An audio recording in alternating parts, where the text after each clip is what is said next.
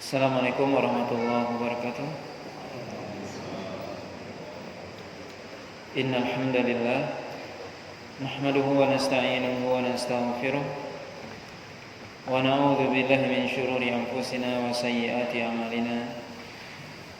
May yahdihillahu fala mudilla lahu wa may yudlil fala hadiya lahu. Asyhadu an la ilaha illallah wahdahu la syarika lahu wa asyhadu anna Muhammadan abduhu wa rasuluh alladzi la rasula wa la nabiyya ba'dahu. Ya ayyuhalladzina amanu taqullaha haqqa tuqatih wa la tamutunna illa wa antum muslimun. Amma ba'd. Bapak dan Ibu kaum muslimin dan kaum muslimat yang dirahmati Allah Subhanahu wa taala. Alhamdulillah, puji dan syukur senantiasa kita sampaikan kepada Allah Subhanahu wa taala. Salawat dan salam kita sampaikan kepada Rasulullah sallallahu alaihi wasallam dan juga kepada keluarga beliau, para sahabat, para tabi'in serta orang-orang mukmin yang senantiasa mengikuti beliau sampai hari kiamat nantinya. Pada malam hari ini kita lanjutkan pembahasan dari syarah Sahih Muslim, masih dalam kitab shalah, yaitu bab yang ke-24, yaitu bab al-amru bi tahsinis shalah wa itmamiha wal khushu'i fiha. Yaitu bab yang memerintahkan untuk memperbaiki salat atau membaguskan salat, menyempurnakannya dan khusyuk di dalamnya. Hadis yang ke-956 dari kitab Sahih Muslim, atau hadis yang ke-108 dari kitab shalah. Hadis ini dari Abi Hurairah radhiyallahu taala anhu qala shalla bina Rasulullah sallallahu alaihi wasallam yawman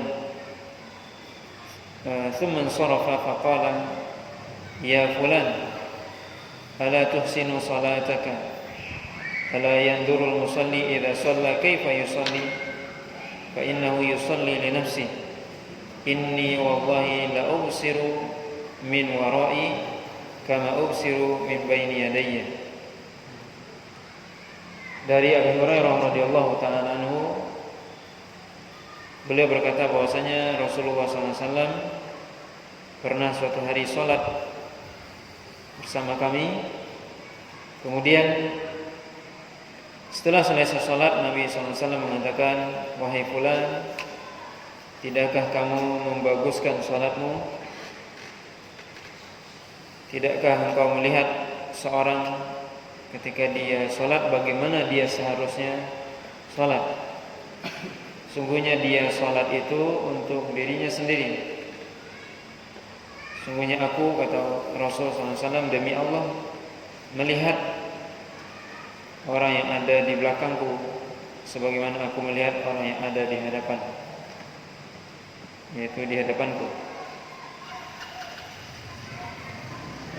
Dalam riwayat yang lain juga dari Abu Hurairah, Nabi SAW mengatakan, hal tarawna qiblati hahuna fa wallahi ma yakhfa alayya ruku'ukum wala sujudukum inni la arakum min wara'a dhahri. Tidakkah kalian melihat kiblatku, kiblatku di sini? Demi Allah, sungguhnya tidaklah tersembunyi bagiku rukuk kalian dan juga sujud kalian. Sungguhnya aku melihat kalian dari belakang punggungku. Ya, dua hadis ini, dua riwayat ini dari Abi Hurairah radhiyallahu taala anhu, di mana Nabi SAW menyuruh kita untuk memperbaiki salat, membaguskan salat, tentunya dengan menyempurnakan rukun dan syaratnya. Kemudian Nabi SAW mengatakan, sungguhnya aku melihat kalian di belakangku. Ini merupakan mukjizat dari Nabi SAW, di mana Nabi SAW bisa melihat orang yang ada di belakangnya. Maka Nabi mengatakan tadi, tidak tersembunyi rukuk kalian dan sujud kalian sedikit pun. Artinya Nabi melihat bagaimana para sahabatnya rukuk, bagaimana mereka sujud, mereka tumakninah atau tidak, sempurna atau tidak. Menunjukkan bahwasanya ini mukjizat yang diberikan oleh Allah Subhanahu wa taala kepada Rasul sehingga bisa melihat orang yang ada di belakangnya. Kemudian hadis selanjutnya dari Anas bin Malik anin Nabi sallallahu alaihi wasallam qala aqimu ar-ruku'a was-sujud fa wallahi inni la arakum min ba'di wa rubbama qala min ba'di dhahri idza raka'tum wa sajadtum. Dari Anas bin Malik, Nabi sallallahu alaihi wasallam mengatakan, sempurnakan rukuk dan sujud kalian. Demi Allah, sungguhnya aku melihat dari belakang punggungku ketika kalian sujud dan ketika kalian rukuk. Hadis ini juga menunjukkan keutamaan rukuk dan sujud, di mana rukuk dan sujud merupakan di antara rukun-rukun salat dan di antara rukun yang penting dalam salat, yaitu di antaranya adalah rukuk dan sujud. Maka kita dianjurkan untuk menyempurnakan yang rukuk dan sujud, kata Nabi SAW, sempurnakan rukuk dan sujud, baik itu tata caranya, kemudian juga bacaannya dan khusyuk di dalamnya, tidak tergesa-gesa atau tumakninah di dalamnya. Kemudian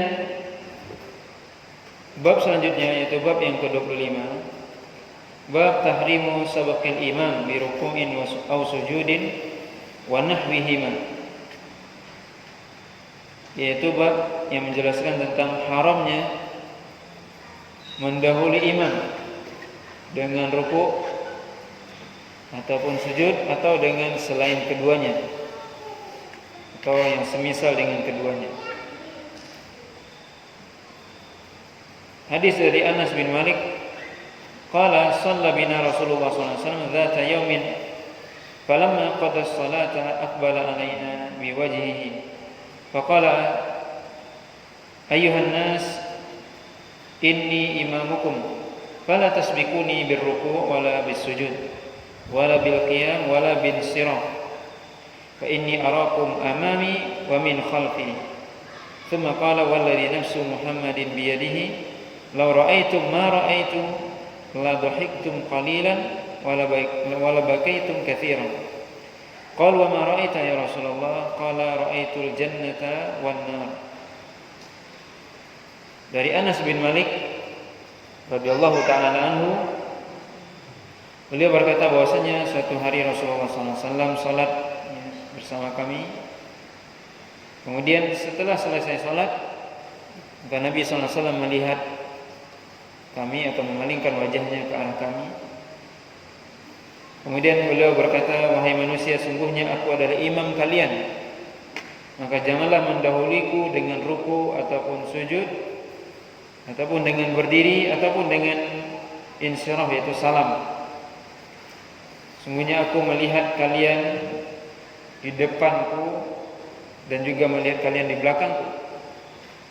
Demi jiwa Muhammad yang ada di tangannya, sungguhnya kalau seandainya kalian melihat apa yang aku lihat, maka sungguh kalian akan tertawa sedikit dan menangis lebih banyak. Maka para sahabat mengatakan, apa yang kau lihat wahai Rasul? Maka beliau mengatakan, aku melihat surga dan neraka. Bapak dan Ibu yang dirahmati oleh Allah Subhanahu wa taala, maka hadis ini, di dalam hadis ini Nabi SAW melarang kita untuk mendahului imam. Sebagaimana yang Nabi katakan, innama ju'ilal imam liyu'tamma bihi. Dijadikan imam untuk diikuti, bukan untuk didahului. Maka dilarang kita mendahului imam, baik itu dengan mendahulinya dengan ruku atau sujud, atau berdiri, atau salam, ataupun rukun dan gerakan yang lainnya. Maka dilarang kita untuk mendahului imam. Kemudian Nabi juga menyebutkan tadi bahwasanya Aku melihat kalian yang sebagaimana aku melihat di depan, begitu juga aku melihat kalian di belakang. Kemudian juga faedah dari hadis ini, dianjurkan bagi imam setelah selesai salat untuk memalingkan wajahnya kepada makmum atau menoleh ke belakang melihat makmumnya. Kemudian juga Nabi SAW menyebutkan bahwasanya beliau melihat surga dan neraka, dan ini salah satu mukjizat yang Allah berikan kepada Rasulullah SAW, di mana Nabi diperlihatkan oleh Allah SWT surga dan diperlihatkan kepada beliau juga neraka. Maka Nabi tadi mengatakan, kalau seandainya kalian melihat sebagaimana aku lihat, sungguh kalian sedikit tertawanya dan lebih banyak menangisi. Ini menunjukkan bahwasanya Nabi SAW benar-benar ketika melihat apa yang dilihatkan oleh Allah SWT berupa surga dan neraka, benar-benar mengetahui bahwasanya seorang yang hendaknya ketika melihat tentunya neraka, tentunya sebagaimana yang Allah sebutkan dalam Al-Quran, Allah SWT mensifati yang neraka. Tentunya kita tidak melihat, tapi Allah SWT mensifati neraka, yaitu suatu tempat yang sangat mengerikan, tempat yang di situ naudzubillah manusia diadab dengan adab yang mungkin tidak pernah terbayang dalam pikiran kita di dunia ini.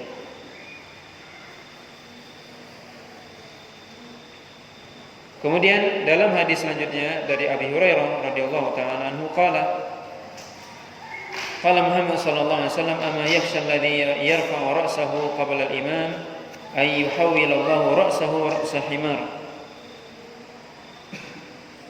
Abu Hurairah mengatakan bahwasanya Muhammad SAW berkata, tidakkah takut orang yang mengangkat kepalanya sebelum imam, Allah SWT akan merubah kepalanya dengan kepala himar atau keledai. Maka hadis ini di dalamnya ada ancaman yang sangat keras, kata Imam Nawawi, ancaman yang sangat keras kepada orang yang mendahului imam, di mana dia mendahului imam dengan mengangkat kepalanya sebelum imam mengangkat kepalanya dalam sujud. Dan tentunya ini adalah salah satu contoh saja, baik itu mendahului imam dalam keadaan sujud, ruku, berdiri, salam dan sebagainya. Maka dilarang kita untuk mendahului imam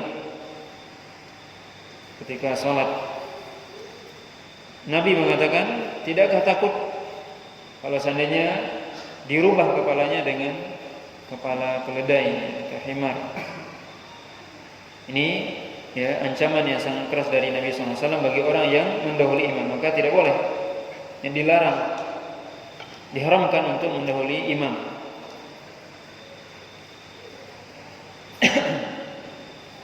Begitu juga dalam riwayat yang lain juga dari Abu Hurairah, juga dengan lafaz yang mirip, yaitu Nabi SAW memberikan sebuah peringatan kepada orang-orang yang mereka mendahului imam, itu dengan Allah SWT merubah kepala mereka dengan kepala keledai. Bab selanjutnya yaitu bab yang ke-26, bab an-nahyu an raf'il basar ila as-sama' fi shalah. Bab yang berkaitan dengan larangan mengangkat pandangan ke langit ketika salat, yaitu larangan untuk melihat ke langit ketika salat. Hadis ini dari Jabir bin Samurah radhiyallahu ta'ala anhu qala Rasulullah sallallahu alaihi wasallam la yantahiyanna aqwamun yarfa'una absarahum ila as-sama'i fi shalah aw la tarji'u ilaihim. Dari Jabir bin Samurah, beliau mengatakan bahwasanya Rasulullah SAW bersabda, sungguh hendaknya berhenti orang-orang yang mereka mengangkat pandangan mereka ke langit ketika salat, atau pandangan mereka tidak akan kembali. Dalam riwayat dari Abi Hurairah radhiyallahu ta'ala anhu, Rasulullah sallallahu alaihi wasallam mengatakan la yantahiyan aqwamun an raf'ihim absarahum inda du'a fi shalah ila sama au atukhtafanna absaruhum.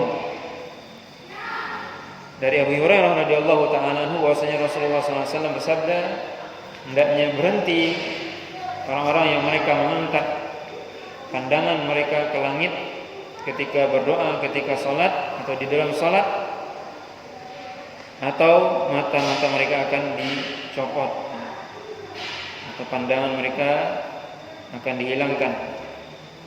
Maka ini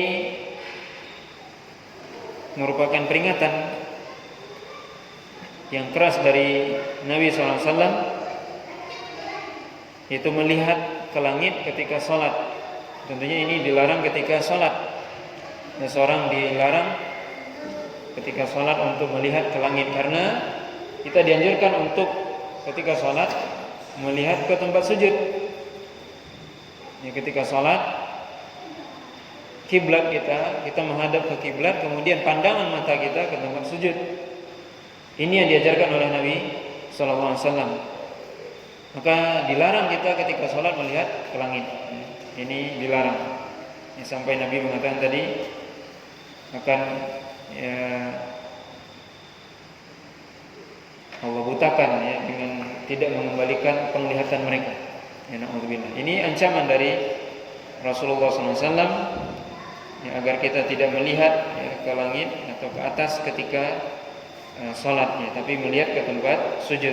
Tujuannya adalah ketika melihat ke tempat sujud, para ulama mengatakan untuk lebih khusyuk. Ini semua tujuannya adalah agar kita dalam salat lebih khusyuk ketika melihat ke tempat sujud.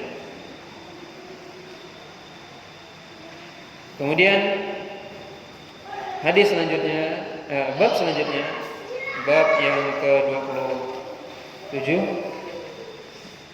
bab al-amru bis-sukun fi shalah wan nahyu 'anil isyarati bil yad wa raf'iha inda salam wa itmami as-sufuf al-awwal wa tarasu fiha wal amru bil ijtima'.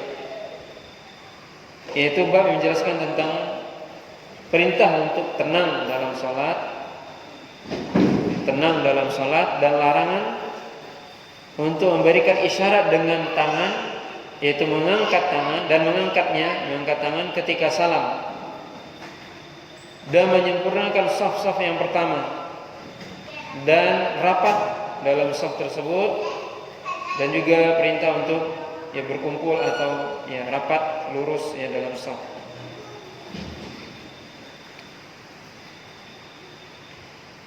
Hadis dari Jabir bin Samurah qala kharaja alaina Rasulullah sallallahu alaihi wasallam faqala mali arakum rafi'i aydiyakum ka'annaha adnabu khayli syumusin uskunu fi shalah. Qala thumma kharaja alaina fara'ana hilaqan faqala mali arakum izin. Qala thumma kharaja alaina faqala ala tusafuna kama tusafuna al-malaika inda rabbiha. Faqulna ya Rasulullah wa kaifa tasuffu al-malaikatu inda rabbiha? Qala yatimuna as-sufuf al-awwal wa yatarasuna fi as-saff. Dari Jabir bin Samurah, beliau berkata bahwasanya Rasulullah SAW keluar kepada kami atau menuju kami, melihat kami, kata Jabir. Kemudian Nabi mengatakan, kenapa aku melihat kalian mengangkat tangan-tangan kalian ya, seperti ekor-ekor kuda yang bergerak-gerak ya, ketika salat. Kemudian Nabi mengatakan, tenanglah ketika salat. Kemudian beliau keluar, kemudian melihat kami berkelompok-kelompok. Kemudian Nabi mengatakan, kenapa aku melihat kalian berkelompok-kelompok dan terpisah-pisah? Kemudian beliau keluar, kemudian beliau mengatakan, tidakkah kalian mau bersaf-saf sebagaimana safnya malaikat di sisi Allah SWT? Maka kemudian kami bertanya, wahai Rasul, bagaimana malaikat bersaf atau berbaris di sisi Allah SWT, maka Rasulullah SAW mengatakan para malaikat tersebut menyempurnakan saf yang pertama, kemudian mereka meluruskan safnya atau barisannya. Dalam hadis ini Nabi SAW yang melarang kita untuk mengangkat tangan atau memberikan isyarat ketika salam, yaitu ketika salam ke kanan dan ke kiri. Ada sebagian orang yang dia mengangkat tangannya ya, dengan seperti ini ya. Ini tidak boleh. Ini dilarang oleh Nabi. Assalamualaikum warahmatullahi wabarakatuh. Assalamualaikum warahmatullahi wabarakatuh. Ini kata Nabi, kenapa kalian melakukan itu? Seperti kata Nabi, Nabi mengibaratkan seperti ekor kuda yang bergerak-gerak. Maka ini larangan dari Nabi SAW yang sangat jelas, agar kita ketika salam cukup ketika salam itu menoleh ke kanan dan menoleh ke kiri tanpa menggerakkan anggota tubuh yang lain. Hanya kepala yang ditolehkan, hanya kepala yang bergerak ke kanan dan ke kiri. Tidak ada anggota tubuh yang lain bergerak, termasuk tangan. Bahkan tangan ini ya, larangan khusus dari Nabi SAW. Dia Nabi menyuruh untuk tenang dan salat. Uskunu fi salat, artinya tenang. Tujuannya tentunya agar kita khusyuk, dan tentunya khusyuknya jawarih ataupun anggota tubuh menunjukkan khusyuknya hati. Kemudian juga Nabi SAW mengajarkan kita untuk rapat dalam shaf atau dalam barisan salat, agar kita merapatkan shaf dan meluruskan shaf ya, dalam salat, di mana rapat dan lurus merupakan kesempurnaan salat. Sebagaimana juga para malaikat, ini menunjukkan juga bahwasanya para malaikat mereka bersaf ataupun berbaris ya, di sisi Allah SWT. Kemudian hadis selanjutnya juga dari Jabir bin Samurah. Beliau mengatakan, kunna idza shallaina ma Rasulillah sallallahu alaihi wasallam qulna assalamualaikum warahmatullahi, assalamualaikum warahmatullahi, wa asyara bi yadihi ila al-janibaini. Faqala Rasulullah sallallahu alaihi wasallam, ala ma tumi'una bi aydikum ka'annaha adnabu khailin shumusin. Innama yakfi ahadukum ayyad'a yadahu ala fakhidhihi thumma yusallimu ala akhihi man ala yaminihi wa shimalihi. Kata Jabir bin Samurah, bahwasanya Nabi, dulu kami sholat bersama Rasul, kemudian kami mengucapkan salam dengan mengatakan assalamualaikum warahmatullahi, assalamualaikum warahmatullahi. Kemudian memberikan isyarat dengan tangan ya, kepada orang yang di samping. Kemudian Nabi mengatakan, kenapa, atas dasar apa kalian memberikan isyarat dengan tangan kalian seperti ekor kuda? Cukup bagi kalian, kata Nabi SAW, dengan tetap meletakkan tangan kalian di atas paha kalian, kemudian kalian mengucapkan salam kepada saudara kalian yang di kanan dan mengucapkan salam kepada saudara kalian yang ada di kiri. Maka dalam hadis ini Imam Nawawi menyebutkan di antara lafaz salam yang warid yang diajarkan oleh Nabi SAW ketika salat adalah assalamualaikum warahmatullahi, assalamualaikum warahmatullahi. Kanan dan ke kiri ini yang banyak dilakukan oleh Nabi SAW. Kemudian ya, hadis ini juga menunjukkan larangan sebagaimana hadis sebelumnya untuk menggerakkan tangan, kedua tangan ke kanan dan ke kiri ketika salam. Maka cukup meletakkan tangan di atas paha. Maka ini posisi tangan ketika tasyahud akhir atau awal ataupun duduk antara dua sujud, yaitu tangan di atas paha. Kemudian yang mengucapkan salam ya, ke kanan dan ke kiri, dan yang cukup yang menoleh adalah hanya kepala saja.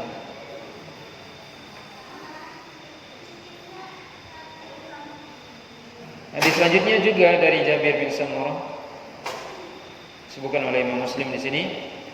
Shallaitu ma'a Rasulillah sallallahu alaihi wasallam fa kunna idza sallamna qulna bi aydina assalamu alaikum. Assalamu alaikum. Fa nadhara ilaina Rasulullah sallallahu alaihi wasallam fa qala ma sya'nukum tushiruna bi aydikum ka'annaha adnabu khayli shumsin idza sallama ahadukum falyaltafit ila sahibihi wa la yumi bi yadihi. Yaitu dari Jabir bin Samurah, beliau mengatakan, aku salat bersama Nabi sallallahu alaihi wasallam, maka dulu kami pernah salam, ketika salam kami mengucapkan assalamualaikum, assalamualaikum. Kemudian Rasulullah sallallahu alaihi wasallam dan kami memberikan isyarat dengan tangan kami. Kemudian Nabi sallallahu alaihi wasallam melihat kepada kami dan mengatakan, ya, kenapa kalian melakukan atau memberikan isyarat dengan tangan kalian? Jika sekalian salam maka hendaknya cukup dia menoleh kepada saudaranya dan tidak perlu memberikan isyarat dengan tangannya. Ini hadis-hadis ini semua yang menunjukkan larangan, ya, agar kita ketika salam ya cukup dengan menoleh ke kanan dan ke kiri, yaitu menoleh kepala, ya, tidak memberikan isyarat dengan tangan. Kemudian bab selanjutnya, bab yang ke-28, taswiyatus sufuh wa iqamatiha wa fadlul al-awwal fal awwal minha wazdiham ala saffil awwal wal musabaqa ilaiha wa taqdimu ulil fadli wa taqribuhum minal imam. Bab yang menjelaskan tentang meluruskan shaf dan menegakkan shaf tersebut dan keutamaan shaf yang pertama, dan untuk bersegera atau berlomba-lomba untuk berada di shaf yang pertama dan mendahulukan orang-orang yang punya keutamaan dan mendekatkan mereka dengan posisi imam. Maka dari judul bab ini kita bisa perhatikan bahwasanya ada beberapa hal yang disebutkan oleh Imam Nawawi di sini, yaitu meluruskan shaf itu yang pertama, kemudian keutamaan shaf yang pertama, kemudian anjuran untuk bersegera atau berlomba-lomba berada di shaf yang pertama, dan juga mendahulukan orang yang memiliki keutamaan atau orang yang berilmu untuk berada di belakang imam atau dekat dengan imam. Hadis dari Abi Mas'ud, qala kana Rasulullah sallallahu alaihi wasallam yamsahu manakibana fi shalah wa yaqul istawu wa la takhtalifu fatakhtalifa qulubukum liyaliyani minkum ulil ahlami wan nuha thumma alladhina yalunahum thumma alladhina yalunahum. Qala Abu Mas'ud fa antum al-yawm ashaddu ikhtilafan. Dari Abi Mas'ud radhiyallahu ta'ala anhu, beliau mengatakan bahwasanya Rasulullah SAW dulu meluruskan pundak-pundak kami ketika salat. Artinya Rasulullah SAW perhatikan pundak-pundak sahabat ya, ketika salat. Kemudian Nabi mengatakan istawu, luruskan. Ya, istawu artinya lurus. Wala takhtalifu, jangan berselisih, artinya jangan ya tidak lurus. Ya. Fatakhtalifa qulubukum, maka akan berselisih juga hati kalian. Artinya luruskan supaya juga lurus hati kalian. Kalau tidak lurus, maka juga tidak lurus hati kalian.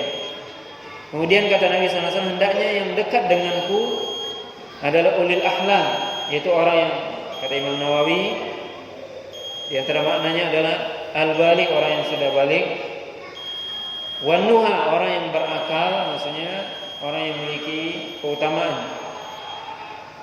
Kemudian baru orang setelah mereka, ya, kemudian orang setelah mereka. Kemudian Abu Mas'ud mengatakan, adapun kalian hari ini yaitu ketika bersaf itu tidak lurus, artinya benar-benar banyak perselisihan, artinya ya, tidak lurus, ada yang maju, ada yang mundur. Ini di zaman sahabat. Maka dalam hadis ini kita bisa lihat Nabi SAW itu sampai sangat memperhatikan masalah lurusnya saf. Sampai Nabi itu memegang pundak para sahabatnya untuk lurus, supaya lurus safnya ya dalam salat. Jangan sampai ya berselisih, artinya tidak lurus, ada yang maju, ada yang mundur. Kenapa? Karena kalau saf tidak lurus maka hati juga tidak lurus. Ini menunjukkan bahwasanya amalan perbuatan yang zahir bisa menunjukkan yang batin. Artinya kalau kita safnya tidak lurus maka hati kita juga enggak lurus, banyak perselisihan dan sebagainya. Tapi ketika safnya lurus, rapat, dekat, maka hati juga dekat, lurus. Kemudian juga faedah dari hadis ini, agar yang berada di belakang imam, ya, ini khususnya yang berada di belakang imam, itu adalah orang-orang yang pertama sudah balik, ya, balik dan berakal dan memiliki keutamaan, artinya mereka yang punya ilmu, atau dikatakan ya orang yang paham tentang sholat. Kenapa? Karena kalau nanti imamnya batal atau imamnya ada udzur, kemudian imamnya mundur, maka orang yang di belakang imam bisa menggantikan sholat. Kita bisa bayangkan kalau seandainya imam di belakang imam orang yang tidak paham sholat, ketika imam mundur, apa yang terjadi? Kenapa imam mundur kan? Karena tidak paham sholat, maka hancur sholat. Ketika imam mundur, dia akan menjadi heran dan sebagainya. Maka orang yang belakang imam, ya mesti orang yang sudah balik, ya. Kemudian orang yang paham salat, orang yang mengerti, orang yang berilmu, sehingga ketika terjadi sesuatu dalam salat maka dia mengetahui, dia bisa menggantikan imam, ya. Nah, ini pentingnya orang yang berada di belakang imam itu adalah orang yang paham.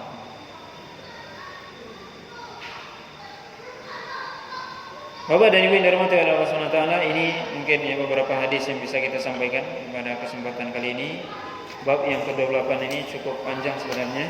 Nanti insyaallah kita lanjutkan ya tentang bagaimana anjuran perintah untuk meluruskan shaf, kemudian keutamaan shaf yang pertama. Maka dianjurkan kita untuk berlomba-lomba di shaf yang pertama. Ini nanti akan disebutkan hadis-hadisnya. Wallahu ta'ala alam. Subhanallahi wa bihamdika asyhadu an la ilaha illa anta astaghfiruka wa atubu ilaik. Wassallallahu ala nabiyyina Muhammadin wa ala alihi washabihi wasallam. Wassalamualaikum warahmatullahi wabarakatuh.